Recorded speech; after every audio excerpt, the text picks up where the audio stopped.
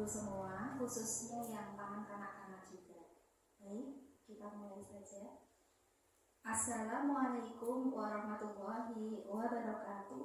Waalaikumsalam warahmatullahi wabarakatuh. Yang terhormat Ibu Ani Suryaningsih selaku Kepala TK Lembaga Tama 2, yang saya hormati seluruh ibu guru Taman Kanak-kanak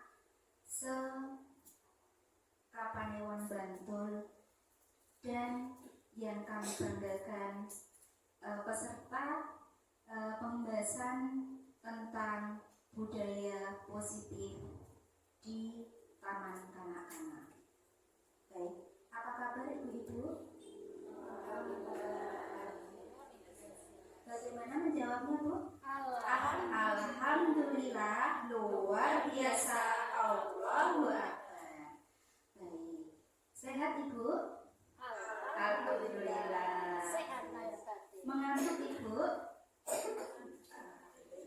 Baik. Terima kasih atas kesempatan yang diberikan kepada saya. Di sini saya berkewajiban mengimbaskan ini semua kepada ibu-ibu semua, yaitu tentang budaya positif. Mungkin apakah ibu-ibu tahu apa sih yang dimaksud dengan budaya positif itu? Contohnya apa nih? Mungkin ada yang bisa membantu budaya positif. Oh iya, betul, antri. Kemudian apa lagi ya? Disiplin, baik. Terus kemudian tanggung jawab, terus mungkin ada yang lain tentang budaya positif tuh. Apa yang diketahui kita membuka dulu tentang budaya positif itu. Ada yang antri, tanggung jawab, kemudian ada yang disiplin, gotong royong, dan mungkin masih banyak lagi. Nah, tentu saja adanya budaya positif itu ada yang melatar belakanginya. Nah, di sini hal yang melatar belakangi tentang budaya positif yaitu tentu saja tentang pemikiran, konsep pemikiran Ki Hajar Dewantara, yaitu tujuan pendidikan yaitu menuntun segala kodrat yang ada pada anak-anak agar mereka dapat mencapai keselamatan dan kebahagiaan yang setinggi-tingginya, baik sebagai manusia maupun sebagai anggota masyarakat. Nah, di sini bermakna bahwa kita sebagai guru, terutama taman kanak-kanak yang menjadi pondasi awal untuk pendidikan selanjutnya, itu kita berkewajiban menuntun, tidak mendikte. Artinya, ternyata anak itu, kalau ada pandangan anak itu lahir sebagai kertas putih, itu tidak menurut Ki Hajar Dewantara. Tetapi menurut Ki Hajar Dewantara, anak itu sebetulnya itu sudah memiliki garis yang samar-samar. Nah, dari garis yang samar-samar itu bagaimana caranya guru bisa mengembangkan potensi yang ada dalam peserta didik. Jadi sebenarnya anak itu tidak yang bersih, tetapi anak itu sebenarnya punya potensi, walaupun hanya sekecil apapun, tetapi kita sebagai guru wajib menumbuhkan potensi yang ada pada diri anak. Nah, oleh sebab itu pendidikan hanya menuntun tumbuh atau hidupnya kekuatan kodrat yang ada pada anak-anak agar dapat memperbaiki lakunya. Jadi bukan dasarnya, kita hanya bisa menuntun sebagai guru, tidak bisa merubah apa yang ada potensi dalam diri anak. Tetapi kita hanya menuntun, mengarahkan bagaimana anak itu bisa mengembangkan potensi yang ada dalam dirinya. Kemudian, nah ini yang perubahan paradigma yang ada itu. Untuk membangun budaya positif, sekolah perlu menyediakan lingkungan yang positif, aman, dan nyaman agar murid-murid mampu berpikir, bertindak, dan mencipta dengan merdeka, mandiri, dan bertanggung jawab. Di sini kita ketahui sebagai anak didik kita, kewajiban guru hanyalah mengembangkan potensi yang ada dalam diri anak didik kita. Kita tidak bisa mendikte, oh kamu mau jadi ini, kamu mau jadi itu.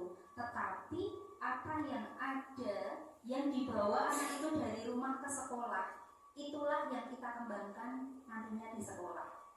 Jadi tidak bisa bu guru itu menentukan anak A jadi apa, anak B jadi apa. Tetapi hanya kita sebagai guru hanyalah untuk menuntun, mengarahkan anak, membawa potensinya mau dibawa kemana, kemudian dikembangkan di sekolah. Budaya positif di sekolah yaitu nilai-nilai dan kebiasaan-kebiasaan di sekolah yang berpihak pada peserta didik agar mereka dapat berkembang menjadi pribadi yang kritis, penuh hormat, dan bertanggung jawab. Nah, adanya budaya positif yang sudah ibu-ibu sebutkan tadi seperti tanggung jawab, kemudian antri, kemudian ada yang gotong royong, itu semua kita jadikan di sekolah menjadi pembiasaan yang akan ditanamkan kepada anak didik kita, sehingga harapannya dengan pembiasaan atau budaya positif itu, harapannya anak-anak kita benar-benar bisa menjadi anak yang kritis, terus penuh hormat dan tanggung jawab, beriringan dengan mungkin dengan akhlak, kemudian karakter anak. Jadi kita memang berkewajiban memperkuat karakter anak, sehingga apa yang menjadi harapan anak ke depannya itu tidak hanya pandai jadi ini jadi itu jadi sesuai harapan anak, tetapi kita harus selayaknya sebagai seorang guru memang harus menjadi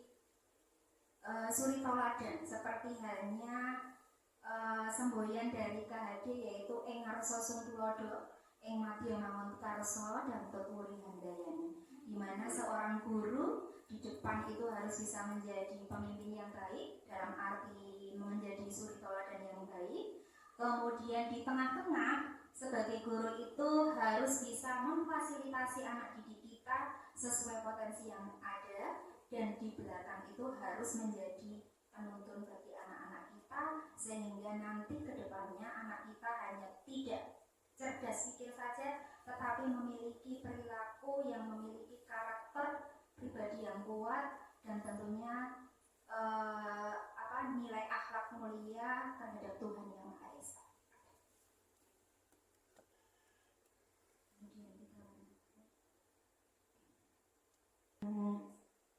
Glaser itu ilusi guru mengontrol murid. Pada dasarnya kita tidak dapat memaksa murid untuk berbuat sesuatu jikalau murid tersebut memilih untuk tidak melakukannya. Walaupun tampaknya guru sedang mengontrol perilaku murid, hal demikian terjadi karena murid sedang mengizinkan dirinya dikontrol. Saat itu bentuk kontrol guru menjadi kebutuhan dasar yang dipilih murid tersebut. Teori kontrol yang menyatakan bahwa semua perilaku memiliki tujuan, bahkan terhadap perilaku yang tidak disukai. Baik seorang anak itu suka atau tidak suka, itu pun punya tujuan. Kemudian ilusi bahwa semua penguatan positif efektif dan bermanfaat. Penguatan positif atau rujukan adalah bentuk-bentuk kontrol segala usaha untuk mempengaruhi murid agar mengulangi suatu perilaku tertentu adalah suatu usaha untuk mengontrol murid tersebut. Dalam jangka waktu tertentu, kemungkinan murid tersebut akan menyadarinya dan mencoba untuk menolak bujukan kita, atau bisa jadi murid tersebut menjadi tergantung pada pendapat sang guru untuk berusaha. Kemudian ilusi bahwa kritik dan membuat orang merasa bersalah dapat menguatkan karakter. Menggunakan kritik dan rasa bersalah untuk mengontrol murid menuju pada identitas gagal. Mereka belajar untuk merasa buruk tentang diri mereka. Mereka mengembangkan dialog diri yang negatif. Kadangkala sulit bagi guru untuk mengidentifikasi bahwa mereka sedang melakukan perilaku ini, karena seringkali guru cukup menggunakan suara halus untuk menyampaikan pesan negatif. Nah, ini nanti ada kaitannya dengan teori kontrol itu sebagai pemantau, di mana guru itu guru itu bahasanya halus ya, tetapi bahasa yang halus itu tidak serta-merta membuat murid itu terbuai atau bagaimana, tetapi dari kata-kata yang halus mungkin ada perasaan rasa bersalah dalam diri murid. Kemudian yang keempat yaitu ilusi bahwa orang dewasa memiliki hak untuk memaksa. Banyak orang dewasa yang percaya bahwa mereka memiliki tanggung jawab untuk membuat murid-murid berbuat hal-hal tertentu. Apapun yang dilakukan dapat diterima selama ada sebuah kemajuan berdasarkan sebuah pengukuran kinerja. Pada saat itu pula, orang dewasa akan menyadari bahwa perilaku memaksa tidak akan efektif untuk jangka waktu panjang dan sebuah hubungan permusuhan akan terbentuk. Saya baca sekilas saja tuh. Kemudian bagaimana seseorang bisa berubah dari paradigma stimulus respon kepada pendekatan teori kontrol? Bagaimana seorang bisa berubah dari paradigma respon kepada pendekatan teori kontrol? Stephen R. Covey, Principle Centered Leadership, mengatakan bahwa bila kita ingin membuat kemajuan perlahan-lahan, sedikit-sedikit, ubahlah sikap atau perilaku Anda. Namun bila kita ingin memperbaiki cara-cara utama kita, maka kita perlu mengubah kerangka acuan kita. Ubahlah bagaimana Anda melihat dunia, bagaimana Anda berpikir tentang manusia. Ubahlah paradigma Anda, skema pemahaman dan penjelasan aspek-aspek tertentu. Coba Bu, kita lihat di sini ada perbedaan stimulus respon dan teori kontrol. Kita baca satu. Stimulus respon, realitas kebutuhan kita sama. Jadi stimulus respon ini menganggap semuanya itu sama. Kemudian teori kontrol itu kebutuhan kita pasti berbeda. Nanti kita bisa bandingkan. Kemudian yang stimulus respon, semua orang melihat hal yang sama. Jadi semuanya itu dilihat dengan kacamata yang sama, sudut pandang yang sama, tetapi berbeda dengan teori kontrol, setiap orang memiliki gambaran berbeda. Kemudian stimulus respon, kita mencoba mengubah orang agar berpandangan sama dengan kita. Bisa bayangkan itu ya? Kemudian teori kontrol, kita berusaha memahami pandangan orang lain tentang dunia. Jadi kita berperan sebagai orang tersebut. Kemudian stimulus respon, perilaku buruk dilihat sebagai suatu kesalahan. Tetapi dalam teori kontrol, semua perilaku memiliki tujuan, baik itu perilaku buruk maupun perilaku yang baik. Kemudian yang stimulus respon, orang lain bisa mengontrol saya. Jadi kayak seperti hukuman mengontrol saya, tetapi hanya Anda yang bisa mengontrol diri Anda sendiri kalau teori kontrol. Kemudian pada stimulus respon, saya bisa mengontrol orang lain, Anda tidak bisa mengontrol orang lain. Kemudian yang pemaksaan ada pada saat bujukan gagal. Kemudian pada teori kontrol, kolaborasi. Jadi harus ada kolaborasi dan konsensus atau kesepakatan menciptakan pilihan-pilihan baru. Terus kalau stimulus respon itu model berpikirnya itu ya ada menang, ada kalah. Tetapi berbeda dengan teori kontrol, model berpikir menang-menang walaupun itu nanti tujuannya itu baik atau buruk. Nah, kemudian kita apa makna disiplin? Kita ketahui dulu makna disiplin itu seperti apa.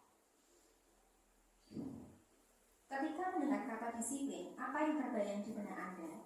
Apa yang terlintas di pikiran Anda? Kebanyakan orang akan menghubungkan kata disiplin dengan apa tuh? Kata tertib, teratur, dan kepatuhan pada peraturan. Kata disiplin juga sering dihubungkan dengan hukuman. Padahal itu sungguh berbeda. Karena belajar tentang disiplin positif tidak harus dengan memberi hukuman. Justru itu adalah salah satu alternatif terakhir dan kalau perlu tidak digunakan sama sekali. Jadi kalau kita itu membayangkan disiplin itu dekat dengan hukuman karena harus patuh, taat, teratur, tidak ada jeda untuk tidak berbuat yang salah itu harus dihukum. Tetapi nanti kita lihat menurut Ki Hajar Dewantara menyatakan bahwa di mana ada kemerdekaan disitulah harus ada disiplin yang kuat. Sungguh pun disiplin itu bersifat self disiplin, yaitu kita sendiri yang mewajibkan kita dengan sekeras-kerasnya. Tetapi itu sama saja, sebab jikalau kita tidak cakap melakukan self disiplin atau kita sendiri yang mewajibkannya, wajiblah penguasa lain mendisiplin diri kita, dan peraturan demikian itulah harus ada dalam suasana yang merdeka. Jadi kalau menurut KHD, Ki Hajar Dewantara, itu disiplin itu ya diri kita sendiri, kitalah yang membawa disiplin itu kemana. Jadi tidak ada intimidasi dari orang lain. Intinya disiplin ini adalah kesadaran diri sendiri untuk mentaati aturan, untuk mentaati sebuah konsekuensi aturan yang kita buat, tentunya berdasarkan kesepakatan bersama. Kemudian adapun definisi kata merdeka menurut KHD, mardika iku jarwonya ora mung lepasing pamreh ning uga kuat kuasa amandiri priyangga. Merdeka itu artinya tidak hanya terlepas dari perintah, akan tetapi juga cakap buat memerintah diri sendiri. Jadi disiplin itu ada pada diri sendiri. Tidak ada tekanan, tidak ada intimidasi dari luar. Jadi benar-benar aturan yang sudah ada itu kita sadari bahwa akan membawa kebaikan untuk kita sendiri. Di situ Ki Hajar menyatakan bahwa untuk mencapai kemerdekaan atau dalam konteks pendidikan kita saat ini, untuk menciptakan murid yang merdeka, syarat utamanya adalah harus ada disiplin yang kuat. Disiplin yang dimaksud adalah disiplin diri yang memiliki motivasi internal. Ya, internal ini kan dari dalam diri sendiri. Jika kita tidak memiliki motivasi internal, maka kita memerlukan pihak lain untuk mendisiplinkan kita atau memotivasi eksternal karena berasal dari luar, bukan dari dalam diri kita sendiri.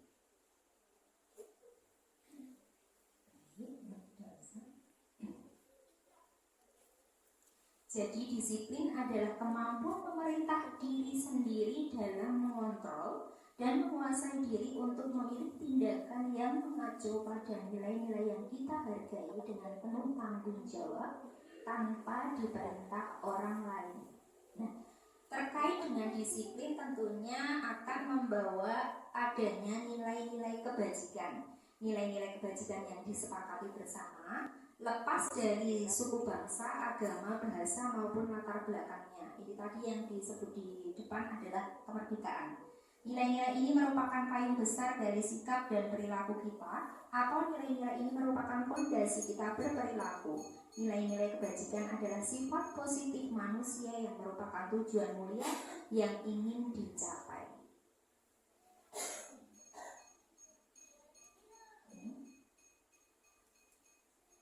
Nah, di sini Bu, ini yang sudah kita jalani di kurikulum merdeka nih.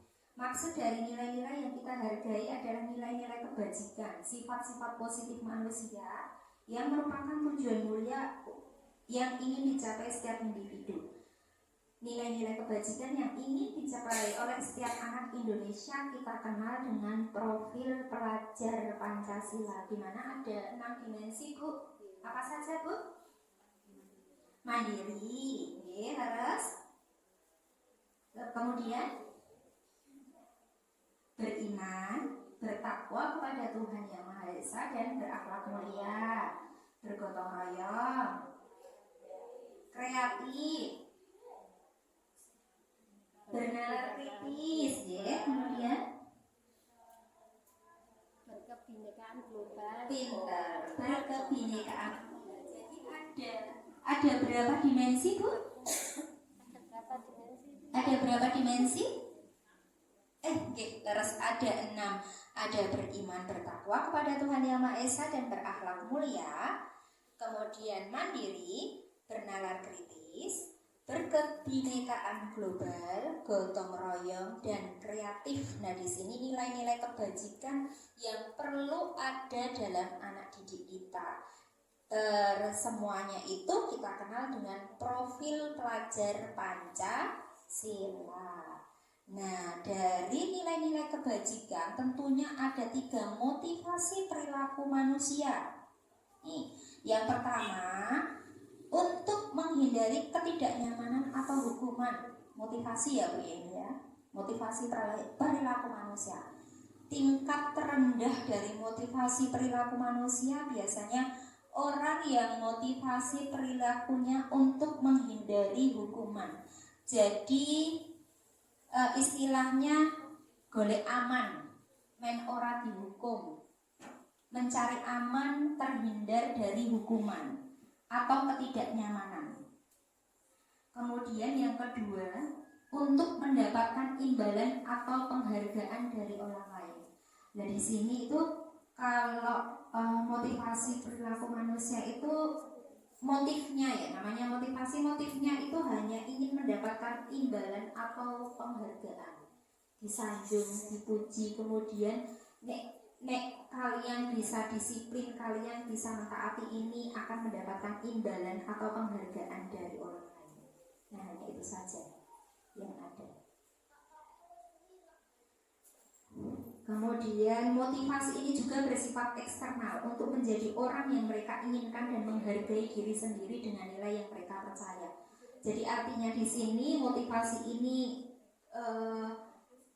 dari luar itu karena hanya ingin menghargai dirinya sendiri, kemudian hanya ingin melegalkan dirinya sendiri. Hukuman, konsekuensi, dan restitusi. Terkait itu semua kita akan belajar tentang apa itu hukuman, konsekuensi, dan restitusi. Ternyata ini berbeda. Nih, kita bisa melihat bahwa hukuman nanti tingkatannya bagaimana. Hukuman itu sesuatu yang menyakitkan harus terjadi. Kalau hukuman itu bagaimana memaknainya? Hukuman itu seperti apa? Memaknai hukuman itu. Ya, konsekuensinya yang memang harus diterima itu sudah mutlak ya Bu ya. Ya nek ngene, kowe tak hukum ngene, gitu. Seperti itu. Dan sifatnya itu di sini tidak nyaman Bu. Tidak nyaman untuk murid, anak untuk jangka waktu pendek maupun panjang itu tidak nyaman. Yang ada nanti ada dendam, ada rasa mangkel. Wah, wis dihukum karo guru kan. Nah, jadi persepsi anak itu negatif tentang hukuman di sini. Korban mendapatkan keadilan, murid anak akan tersakiti secara mental karena ucapan verbal hukuman verbal pun akan membekas deh di hati kita ya. Walaupun itu diucapkan. Tetapi berbeda dengan konsekuensi. Nah, ini konsekuensi ini tengah-tengah Bu. Berada di antara hukuman dan restitusi. Nanti kita lihat restitusi karena yang paling bisa mengenai anak itu menurut kita itu nanti adalah restitusi di sini Bu. Coba konsekuensi, sesuatu memang harus terjadi. Tidak nyaman untuk murid, masih tidak ada tidak nyamannya bagi murid. Kemudian korban itu bisa diabaikan. Jadi kalau yang namanya konsekuensi itu misalnya contohnya misalnya gini, terlambat, misalnya ada anak yang terlambat, itu memang sudah dibuat di awal. Terlambat berarti bagaimana kalau kamu ingat nggak kalau terlambat itu bagaimana? Oh, berarti harus katakanlah misalnya berada di kelas. Ya konsekuensinya harus berada di kelas itu menjadi bahasanya mungkin lebih halus daripada hukuman, tetapi sifatnya juga masih tidak mengenakan bagi anak. Kemudian, restitusi. Kita akan belajar tentang restitusi. Bagaimana tentang restitusi? Restitusi itu merupakan pilihan menguatkan untuk murid anak dalam jangka waktu panjang Kemudian murid atau anak mendapatkan penguatan. Jadi peran guru di sini tidak hanya menyalahkan, tapi bagaimana guru itu memberikan solusi. Guru itu memberikan solusi yang baik agar nanti masa yang akan datang tidak akan mengulang kesalahan kembali. Jadi tidak menyalahkan, berbeda dengan hukuman dan konsekuensi. Ketika ada kesalahan atau kealpaan yang dilakukan anak, guru langsung kamu salah, kamu harus seperti ini. Tetapi restitusi ini membawa anak, memotivasi anak nanti untuk mencari solusi, dan solusi itu dibuat oleh anak sendiri, sehingga dari dalam diri anak, internal anak itu akan muncul tanggung jawab dan mandiri, tanggung jawab dari dalam diri anak.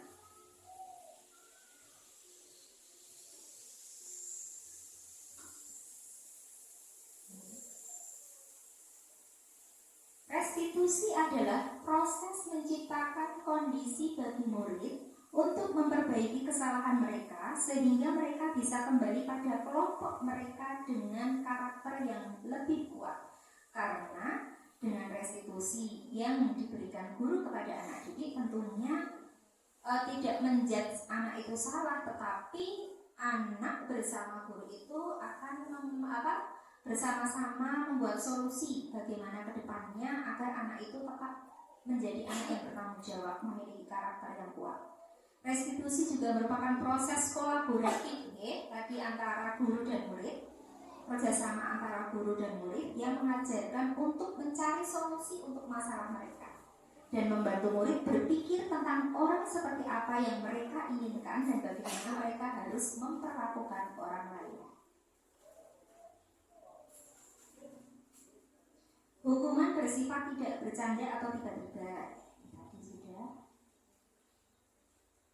Konsekuensi juga sudah. Kemudian restitusi, sebuah pendekatan untuk menciptakan disiplin positif. Nah, ternyata restitusi ini adalah salah satu cara untuk menciptakan disiplin positif bagi anak-anak didik kita. Restitusi, sebuah cara menanamkan, adalah proses menciptakan kondisi bagi murid. Restitusi juga adalah proses kolaboratif. Restitusi membantu murid menjadi lebih memiliki tujuan, disiplin positif, dan memulihkan dirinya setelah ada masalah.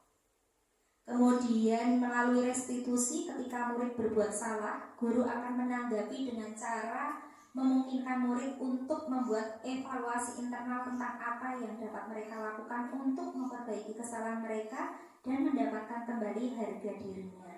Restitusi menguntungkan korban tetapi juga bukan orang yang telah berbuat salah. Ada peluang luar biasa bagi murid-murid untuk bertumbuh ketika mereka melakukan kesalahan. Bukankah pada hakikatnya begitulah cara kita belajar?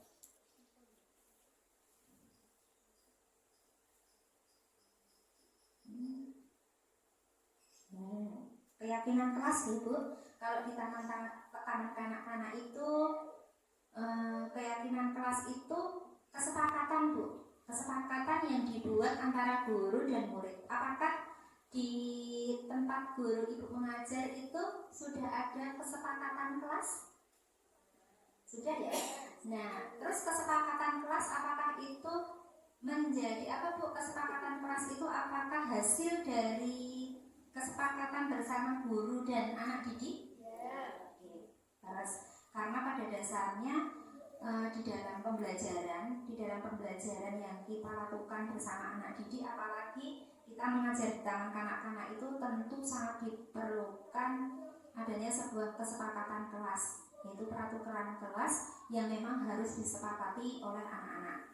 Di sini ada pembentukannya keyakinan sekolah atau kelas itu, silakan nanti sesuai kebijakan dari sekolah masing-masing atau lembaga masing-masing, tetapi alangkah baiknya memang keyakinan kelas atau kesepakatan kelas itu dibuat bersama anak didik.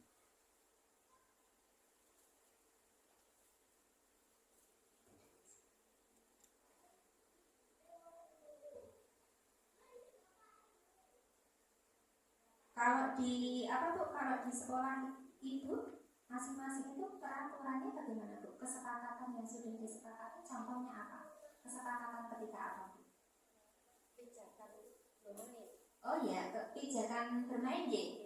Berarti kesepakatan pada saat sebelum kegiatan pembelajaran ya Bu. Contohnya apa Bu? Keyakinan kelas. Misalnya kalau mainnya bergantian. Ya, main bergantian. Kemudian sabar, berbagi, tuntas. Setelah selesai dibereskan. Betul, sebaiknya keyakinan kelas itu memang dengan kata-kata yang positif ya Bu ya. Mungkin kalau kita membuat kesepakatan akan muncul dari anak. Coba anak-anak ketika kita mau belajar, baik hari ini kita mau belajar. Nah, kita sepakati dulu apa ya aturan kelas hari ini. Mungkin anak-anak tidak berebut Bu. Kita sebagai guru mengarahkan kita ke arah yang positif. Baik, tidak berebut itu apa ya yang baiknya? Apa Bu tidak berebut? Berganti, berbagi. Kalau dari anak kan bisa ya muncul kata-kata yang negatif. Nah, kita sebagai guru bagaimana mengarahkan itu menjadi kata-kata yang positif. Jadi tidaknya itu tidak usah diungkapkan. Tidak berebut Bu. Berarti apa anak-anak? Oh ya, berbagi. Kemudian tidak gojek Bu. Kalau tidak gojek itu berarti apa? Tertib. Dan keyakinan kelas itu hendaknya selalu diungkapkan kepada guru ketika akan melaksanakan kegiatan belajar atau bermain. Ini kita belajar tentang posisi kontrol guru. Nah ini Bu yang perlu kita pahami. Dan kita itu berada di posisi mana kalau melihat keterangan ini. Coba kita telah bersama-sama. Ternyata ada 5 posisi kontrol bagi guru. Dan nanti kita pahami kita saat ini berada di posisi kontrol yang mana. Yang pertama yaitu penghukum.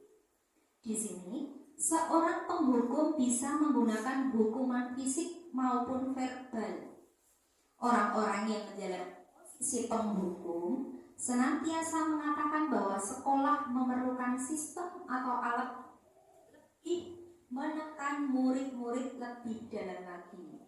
Guru-guru yang menerapkan posisi penghukum akan berkata, patuhi aturan saya. Ada tekanan atau tidak Bu? Ada. Itu membuat anak takut atau tidak Bu? Ya, itulah posisi. Apakah kita berada di posisi seperti itu? Tidak. Kalaupun iya, kita usahakan karena memang posisi penghukum itu tidak akan menguntungkan dan tidak mengenakan bagi anak didik kita Bu. Jadi tertekan, nangis, kemudian malah takut. Penghukum ciri-cirinya nada suara tinggi, bahasa tubuh matanya melotot, ya kan? Jari-jari menunjuk, terus kadang-kadang kita ya betul Bu. Nah itu bagian dari posisi kita sebagai penghukum.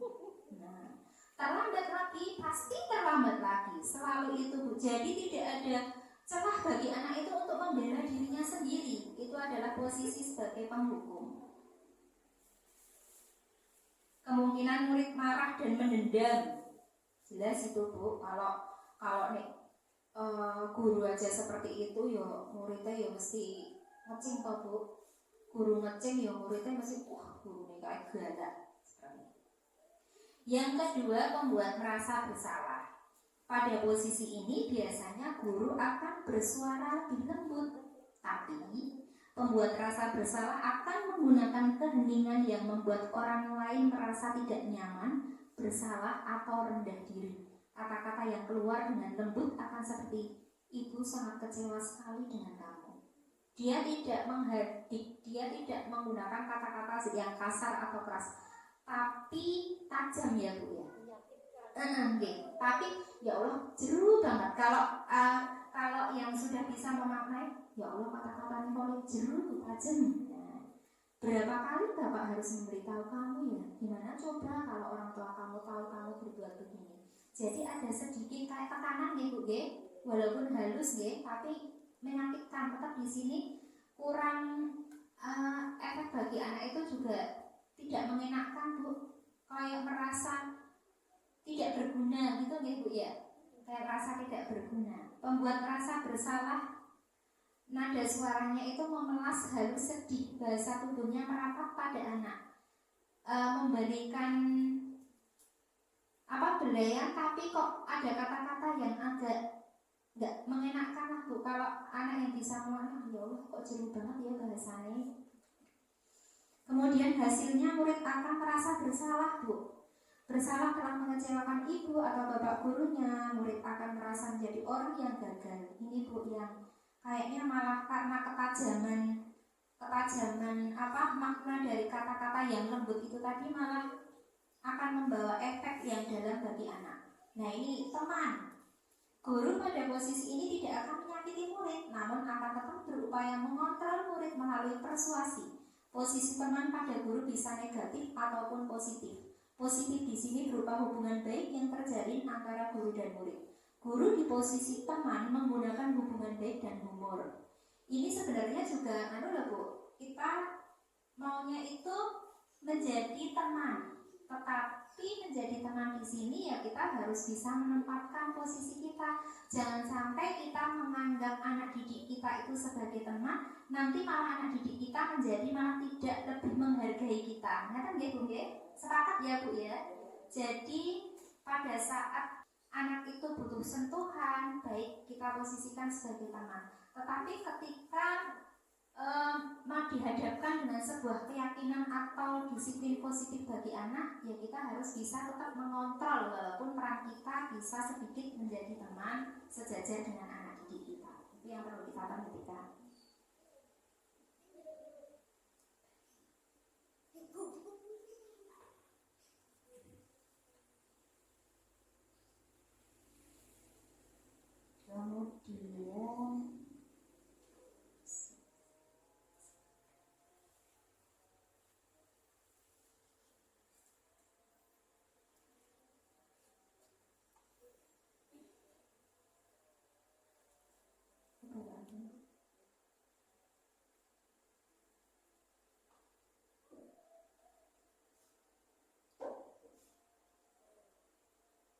Kemudian masih nyatu nggak Bu?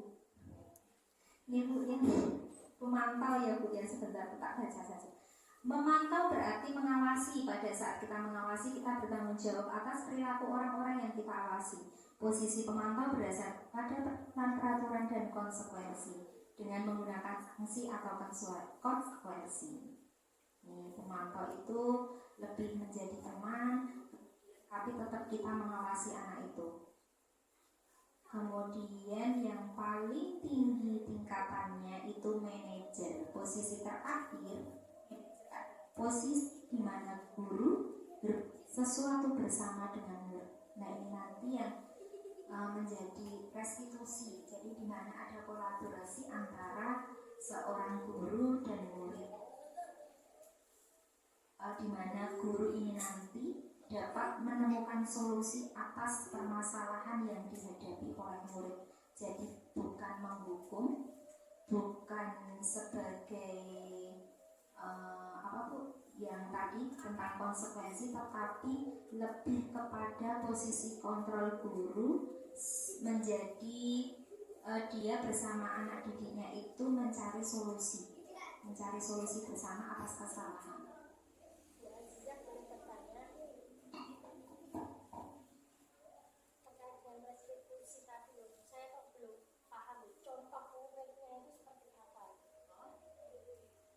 Contoh restitusi Bu.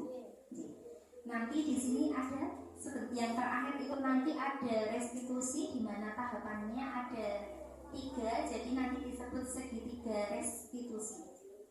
Coba ya Bu ya. Nanti kita pahami bersama. Nah ini Bu, restitusi atau segitiga restitusi. Kita lihat ya Bu ya. Tahapan restitusi itu ada 3 langkah. Yang pertama, menstabilkan identitas. Kemudian yang kedua, validasi tindakan yang salah. Kemudian yang ketiga, menanyakan keyakinan. Di sini terkait dengan teori kontrol untuk menstabilkan identitas. Kita semua akan melakukan hal yang terbaik yang bisa kita lakukan. Kemudian validasi tindakan. Semua perilaku memiliki alasan. Kemudian menanyakan keyakinan. Kita semua memiliki motivasi internal. Nah, di sini Bu. Yang pertama yaitu menstabilkan identitas. Bagian dasar dari segitiga bertujuan untuk mengubah identitas anak dari orang yang gagal karena melakukan kesalahan menjadi orang yang sukses. Anak yang melanggar peraturan karena sedang mencari perhatian adalah anak yang sedang mengalami kegagalan. Dia mencoba untuk memenuhi kebutuhan dasarnya, namun ada benturan. Kalau kita mengkritik dia, maka kita akan tetap membuatnya dalam posisi gagal. Kalau kita ingin menjadi reflektif, maka kita harus meyakinkan si anak. Nah, nanti kata-katanya seperti ini Bu, contohnya seperti ini. Ketika mungkin ada laporan ya Bu ya, ada laporan dari anak kepada kita. Nanti guru di sini untuk menstabilkan identitas anak, itu sisi yang pertama. Berbuat salah itu tidak apa-apa nak, karena kita kembali ke kita Bu, karena dulu juga Bu Guru itu pernah berbuat salah. Jadi wajar kalau anak-anak berbuat salah. Dan berbuat salah itu tentu saja tidak tanpa alasan, pasti ada alasannya. Itu kita gali dari anak Bu. Jadi kita, kok ini salah? Tidak seperti itu. Tetapi wajar ketika Ananda A berbuat salah. Dan pasti kamu berbuat salah itu ada alasannya. Karena tidak ada manusia yang sempurna. Nanti bagaimana kalau dengan guru taman kanak-kanak ya Bu ya? Saya juga baru baru menjalankan yang ini Bu. Peran saya menjadi posisi kontrol yang ini, menjalankan segitiga restitusi ini. Nih, ada kata-kata saya juga pernah melakukan kesalahan seperti itu. Kita bisa menyelesaikan masalah ini. Jadi kesalahan itu tidak semata-mata terhadap anak didik kita yang murni melakukan kesalahan terus kita hukum, kamu salah. Tetapi oh iya, ini kemarin kok Bu Guru mendengar ya, atau Bu Guru lihat kemarin Mas Faiz tidak ikut senam. Itu yang menstabilkan ya Bu ya, tidak ikut senam. Kenapa ya? Kok kemarin yang biasanya Mas Faiz ikut senam, tetapi pada saat itu Mas Faiz tidak ikut senam. Nanti anak akan mencari kan Bu, dia akan menjawab capek Bu, bosan. Misalnya seperti itu. Oh begitu, bosan ya, capek ya dengan senam. Baik, wajarlah kalau Mas Faiz bosan, kalau Mas Faiz capek itu wajar. Karena pada saat Bu Guru kecil dulu, saat mengikuti senam, Bu Guru juga pernah karena senamnya dilakukan secara setiap pagi, kadang juga Bu Guru juga dulu bosan. Kemudian Bu Guru juga capek merasakan hal itu wajar nah itu menstabilkan identitas. Jadi kita memposisikan kita kepada anak ketika anak itu berbuat kesalahan seperti itu enak mboten Bu kira-kira kalau itu diterapkan ke anak. Jadi anak tidak aku disalahkan Bu Guru terus. Jadi kita memposisikan ya, kita menjadi diri kita itu anak itu, ya seperti itu. Tapi anaknya nanti kamu baca tidak salah itu. Dalam? Nah, itu tadi kan kita ke situ Bu, ya kita baru menstabilkan, ya kita memposisikan kita terhadap kesalahan anak yang dilakukan. Kemudian yang kedua, validasi tindakan yang salah. Setiap tindakan kita dilakukan dengan suatu tujuan. Nah, wajar Mas Faiz capek, wajar Mas Faiz bosan, karena memang setiap hari kita memang melakukan senam pagi. Tetapi Apakah Mas Faiz tahu senam itu bermanfaat atau tidak buat kita? Kira-kira bagaimana menurut Mas Faiz dengan senam pagi? Apakah Mas Faiz tidak suka? Apakah Mas Faiz tidak merasa senang? Seperti itu? Gitu. Kemudian anak mungkin akan menjawab, sebenarnya, jadi kita mengikuti pola anak. Sebenarnya Mas Faiz senang nggak dengan senam? Kalau tidak suka, yaitu tadi Bu, sukanya, tidak sukanya bagaimana? Kemudian kita menggiring ke anak, kalau senam pagi, kalau melihat teman-temannya senam, itu perasaan Mas Faiz bagaimana? Ini kita ke perasaan ya Bu ya, validasi itu ke perasaan. Kemudian, oke, baik. Ketika Mas Faiz tidak merasa senang, capek, bosan, tetapi Mas Faiz melihat teman-temannya bagaimana?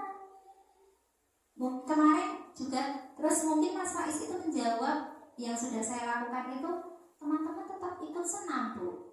Nah, kalau demikian ketika teman-temannya ikut senam, terus Mas Faiz bagaimana? Kepingin enggak?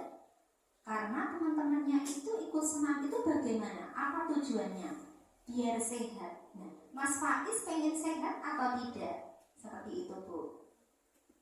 Nah, jadi kita menggiring validasi ini benar-benar kita berusaha memahami kebutuhan dasar yang ada pada diri anak. Jadi kalau tadi tidak suka senam, bagaimana cara kita menggiring bahwa senam itu akan membuat kita sehat, gitu loh Bu. Akan membuat kita sehat.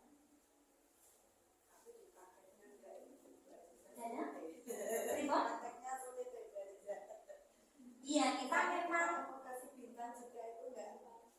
Ya ada beberapa anak yang bisa seperti itu, dia dengan kasih bintang seperti itu, tapi beberapa anak juga masih ada yang enggak mau seperti itu. Kalau senang sudah dikasih. Ya, tidak hanya senam Bu, ada kegiatan-kegiatan lain juga yang anak-anak enggak.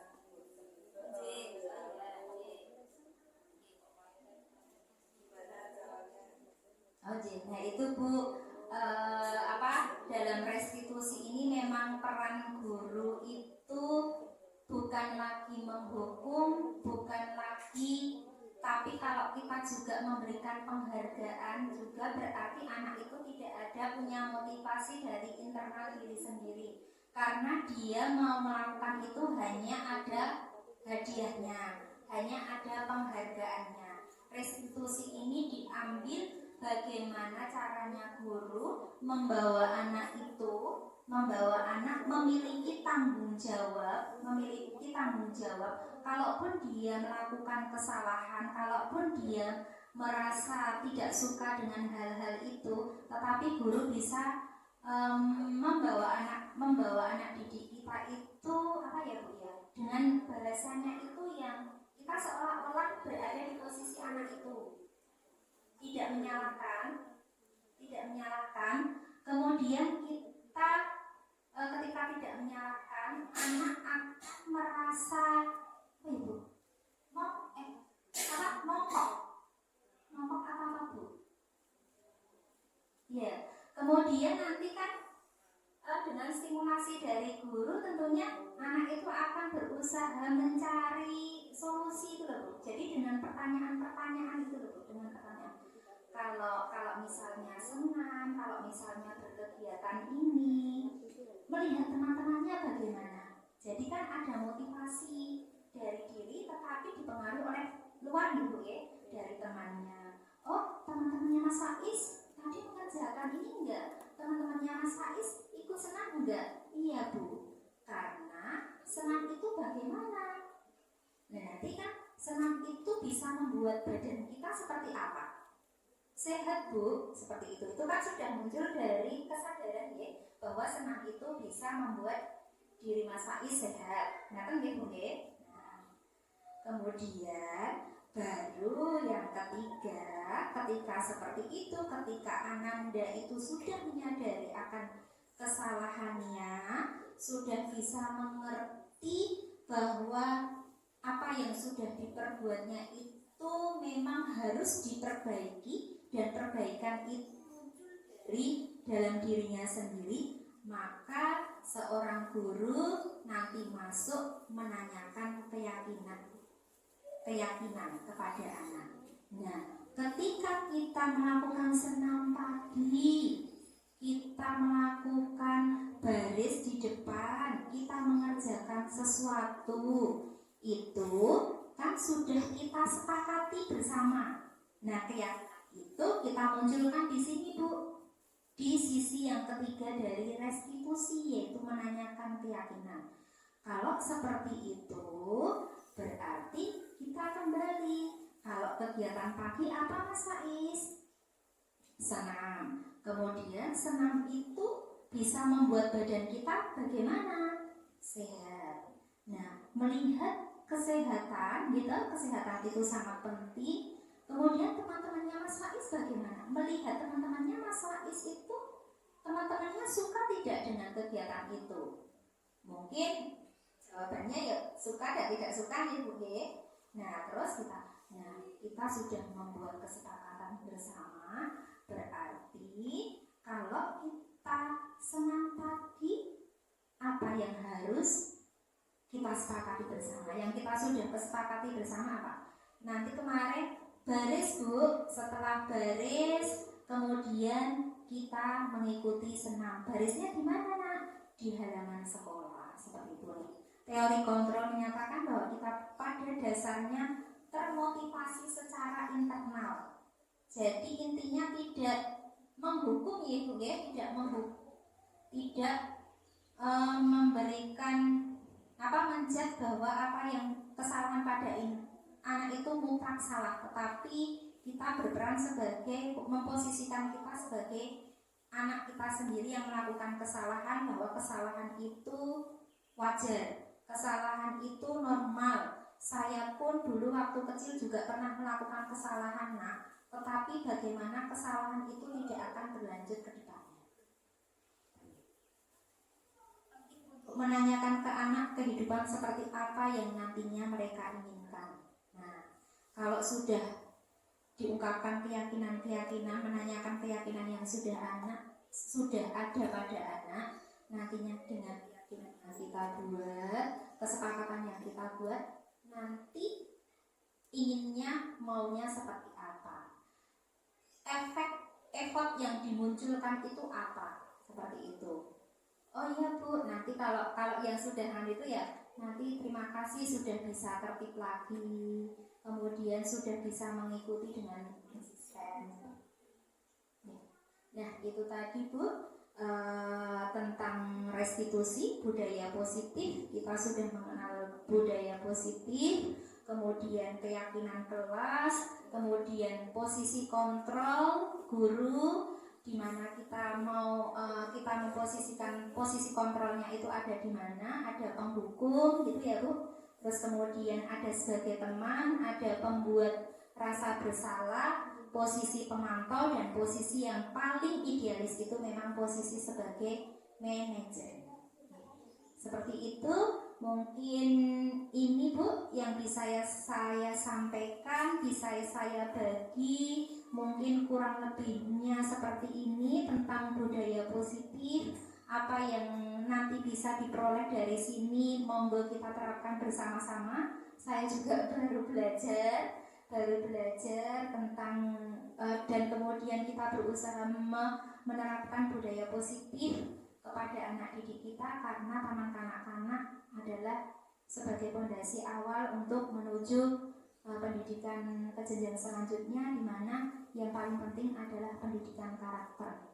Dan paling penting dalam pendidikan taman kanak-kanak ini adalah gembira, Bu.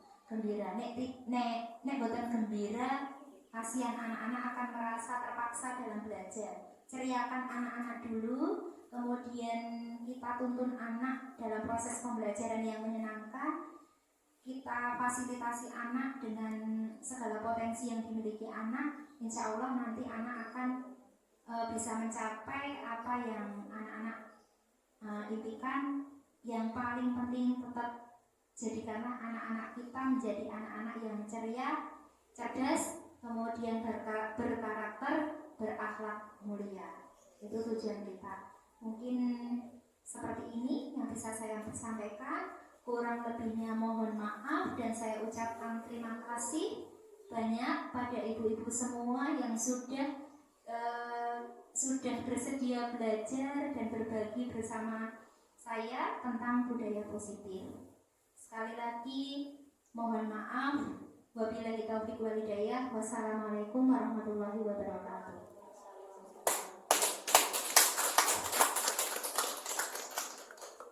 Terima kasih Bu Ahia. Dilanjutkan sesi tanya jawab, monggo.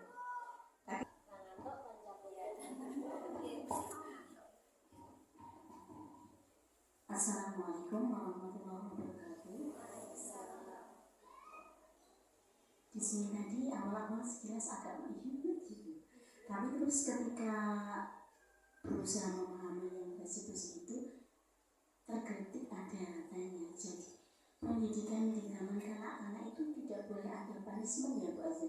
Walaupun itu sudah disepakati dalam membuat kesepakatan awal. Nanti walaupun juga punishmentnya itu bukan punishment yang menyakiti, tapi punishment yang positif pun boleh apa tidak Bu Azza? Baik, terima kasih Bu. Kalau kita berbicara dengan punishment atau hukuman atau yang lainnya ya, itu kita kembalikan kepada posisi kita, posisi kontrol kita. Apakah sebagai penghukum, apakah sebagai pembuat rasa bersalah, apakah sebagai teman, apakah sebagai pemantau atau sebagai manajer. Nah, alangkah baiknya di taman kanak-kanak memang posisi yang ideal itu adalah posisi manajer Bu, di mana antara guru dan anak didik itu memang bersama-sama mencari solusi bagaimana kesalahan anak itu bisa diperbaiki secara bersama-sama. Jadi guru itu memasuki ranah ke anak gitu loh Bu. Jadi untuk meminimalisir hukuman atau punishment itu tadi ya, jadi kita berupaya kita memposisikan diri kita ke anak seperti restitusi tadi. Kita ketahui bahwa benar-benar guru ini kita memposisikan guru sebagai anak. Jadi kesalahan itu bukan hal yang mutlak bagi anak, karena guru pun dulu juga pernah berbuat salah. Tidak ada manusia yang sempurna. Tetapi apakah dengan kesalahan itu akan diteruskan? Kan tidak. Nah, di sini guru diminta untuk memberikan stimulasi kepada anak agar anak bisa mencari solusi dari kesalahannya sendiri, yang nantinya akan berujung pada kesepakatan yang telah disepakati. Dari kesepakatan kelas itu nanti tentu akan dibawa ke depannya, itu adanya kesepakatan itu akan membuat diri kamu seperti apa nantinya.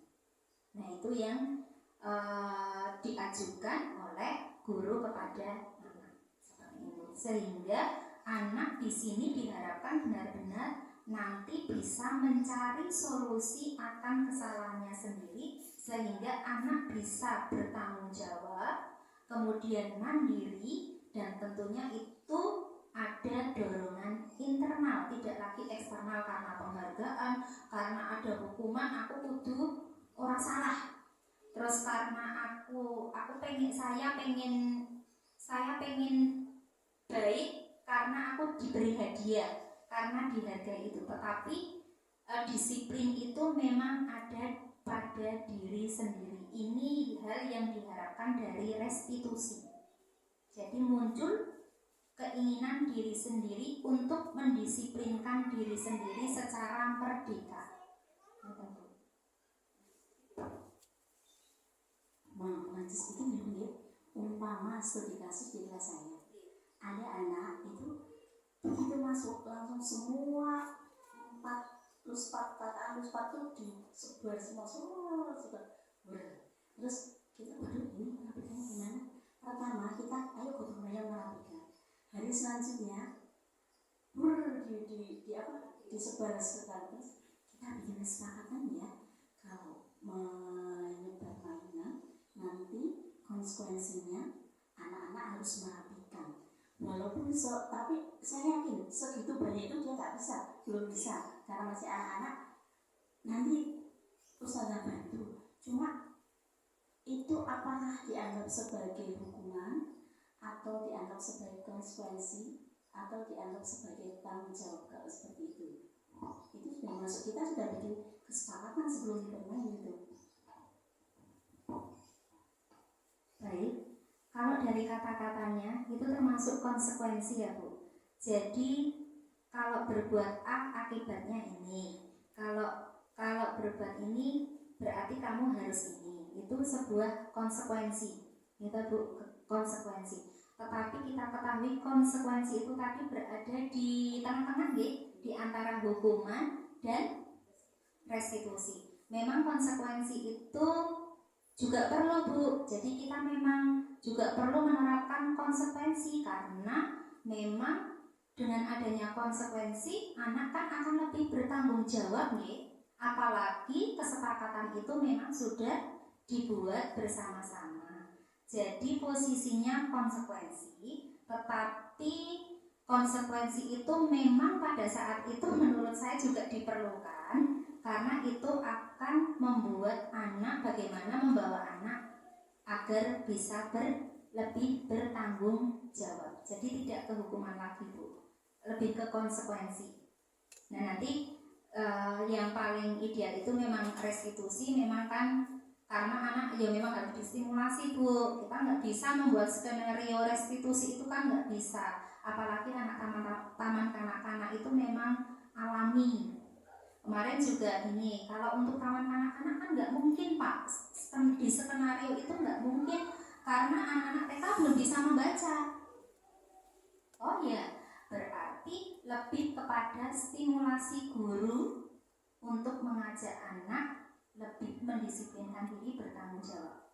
Mungkin Bu Ani bisa membantu menjawab.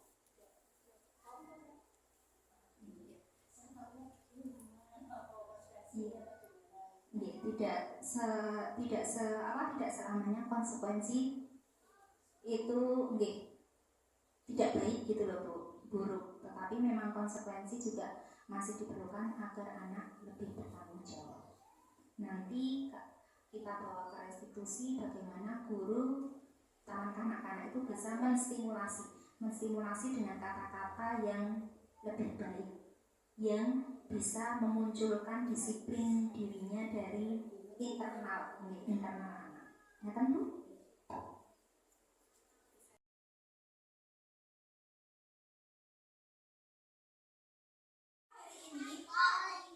Kantor polisi. Baik, sebelum kegiatan kita mulai, tentunya ada aturan, ada kesepakatan bersama yang harus disepakati anak-anak dan guru dalam kegiatan belajar hari ini. Kira-kira apa ya kesepakatan main hari ini? Tunjukkan jari Mbak Sofia. Tertib. Oke, tertib.